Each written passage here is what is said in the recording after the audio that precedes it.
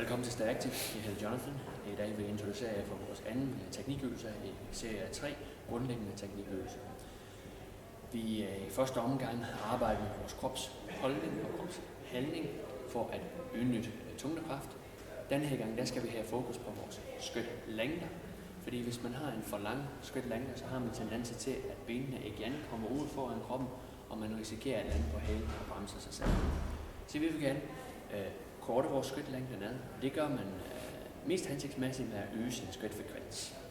Så hvis vi øger vores skridtfrekvens, så vil vi naturligvis korte vores skridtlængde ned, og vi vil have en mere hensigtsmæssig landingspunkt, som vil gøre, at vi vil bedre kunne overføre vores energi.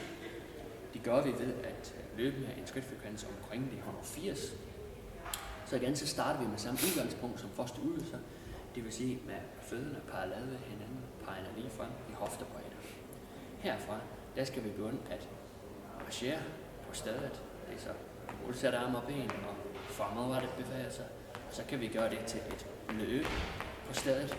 Og nu kommer vi ind i den takt omkring det der 180 nedslag et minut. Og så når vi gerne vil løbe, så retter vi op på kroppen.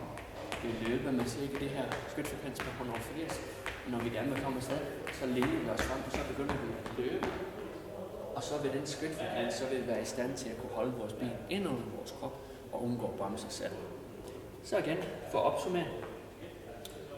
Vi stiller os op, vi retter op på kroppen, vi finder takten, og når vi er klar, så læner vi os frem, og så begynder vi at løbe.